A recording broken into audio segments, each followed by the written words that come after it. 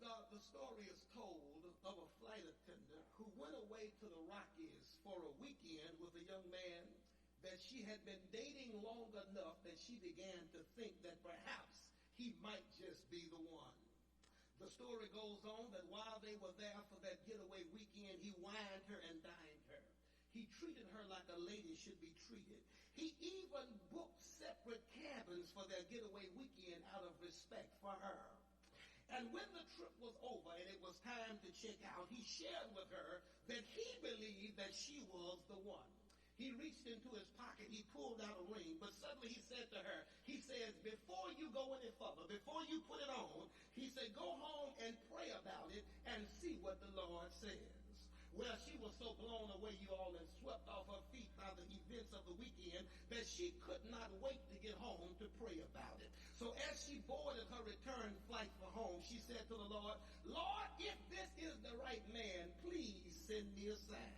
Well, while the plane was in the air, you all, she went to the restroom to freshen up, and suddenly the plane hit some turbulence. In fact, things got so rough while she was in the lavatory that a sign came on that says, please return to cabin, where she thought it was a sign that she was supposed to go back to the cabin in the Rockies. Y'all missed it right there. Y'all missed it right there. See, the sign meant go back to your seat. She took it as a sign from God that this man was the one. And the reason she did, watch this now, is because it's never difficult to find a sign to affirm and confirm what it is you really want. I'm preaching already. The problem goes back to how we raise our children.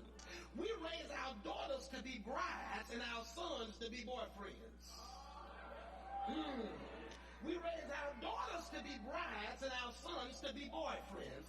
And because of this, we have a skewed understanding of what a godly relationship should look like. Now, in the text that is before us this morning, we have Abraham, who was a parent, praying for the right wife for his son, Isaac, because he knew that there was destiny in his son, and he could ill afford for that destiny to be forfeited because of the wrong connection. Therefore, the right mate was needful and necessary to help him walk into his handpicks will either catapult him into his destiny or forever tie him to complacency. At least three sisters should have said amen right there. I'm saying you all that most of us are familiar with. And the saying is that behind every successful man is a good woman who is tired from pushing him there. Because if he does not have a woman that will push him to the top, he has a chick that will drive him to the bottom. I wish I had a servant about his son and a good wife for his son. Notice what he says to him. He says, I need for you to swear by the Lord God that you will not get a wife for my son from the daughters of the Canaanites. Listen, he tells the servant and the people around him, he says, listen, I need you to come in covenant with me that you will do all that you can to make sure that you are successful in finding my son a wife. Now watch what Abraham says. He says, I want him to have a wife, but I don't want him to have a wife from around here. He says, I'm living in Canaan. Don't miss this, Sunday school students. He says, I'm living in Canaan, but I don't want him to find a wife from among the people where I'm dwelling. He says, I don't want my son to have anybody that's a carrier of a curse. Remember now, the Canaanite people have been cursed. So he said, I don't want that for my son. Here it is. Now, the enemy would love for you to get hooked up with somebody who is comfortable with being cursed. Because if they're cursed, it won't be long before you'll be cursed. Davis, what do cursed people look like? They don't dream on a different level. They don't aspire for excellence. They don't push to have anything greater. Listen to these things of God. Don't you date, don't you marry, and don't you shack up with somebody that's impressed with what you got. With somebody who believes that you can have greater than what you got right now. And they're committed to helping you have greater than what you got.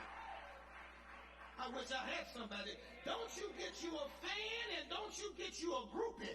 Get you somebody that sees more in you than you can see in your verse number 12. He prays and says, Lord, make me successful today.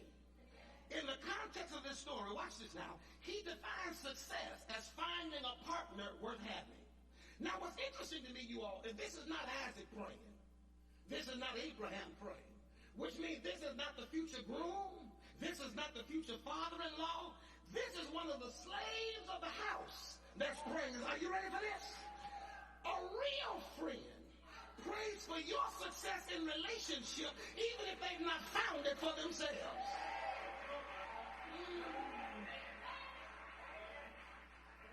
Hear me, married people. Be careful about the advice you get from single people. Because there is something strange about somebody who's still looking for what you got, being able to tell you how to keep what they've not found. It gets better. Watch verse 14. It's powerful right here. The text says that when he prays to God, he asked that not only would she give him some water, but she would also offer some water to the camels. It's about to get good right now. Watch this now. That lets me know, Vicky, he wants Isaac to have somebody who already has their own. Hello, somebody. You see, success in a relationship is not necessarily finding you a baller shot caller who can take care of you. Let me prove it to you. Let me prove it to you. Verse number 16 describes her as a beautiful virgin.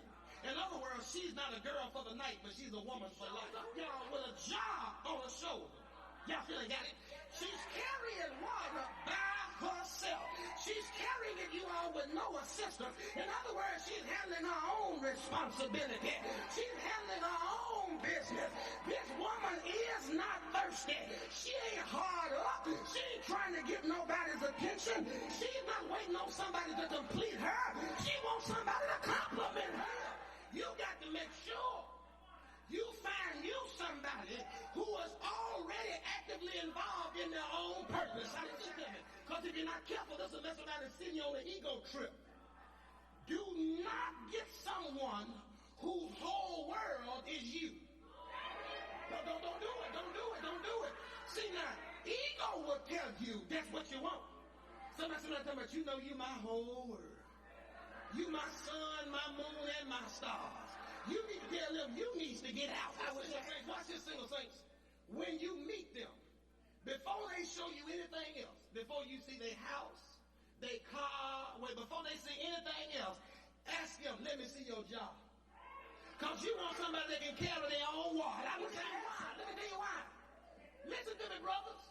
You want to be her God man, not her rent man. Listen. If you want to help her with her bills, then marry her and maintain one house. Sister, listen to me, sister.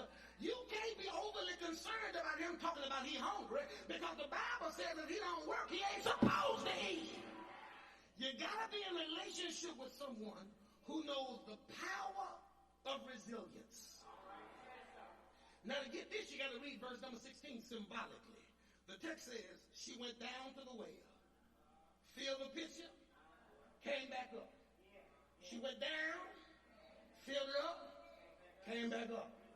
She went down, came back up. I said she went down, and she came back up. You need a mate. You need a partner. You need a boo. You need a friend who knows how to bounce back up. I wish I had somebody. You need somebody who knows how to bounce back up. Yes, you do. Because in every relationship, I wish I had 3 married folk that would say amen. In every relationship, there will come seasons of challenge. You better hear me. Every day won't be no honeymoon. And every time you look at him, it ain't going to be love at first sight. Come on, talk to me, somebody. There will be some days of challenge from everything from your finances to your family. Hello, somebody. There will be seasons when the bills are tight. When one of you can't find a job. When you get sick of looking at one another all day, every day. Where the sound of their voice gets on your last nerve. You don't like their mom and they don't like yours. You can't stand their daddy and they can't. Come on, talk to me, somebody. You will have those kind of days, and the only way to survive it is when you know you got somebody who knows how to go down and bounce back up. People, I say young people, I'm talking about those of you in your early 20s that's still single and searching and all that good stuff. Let me help you. See, I used to think this too. Let me help you. Say, oh, Johnny Gill that messes up. Time I put on your red dress. That messes up. That messes up.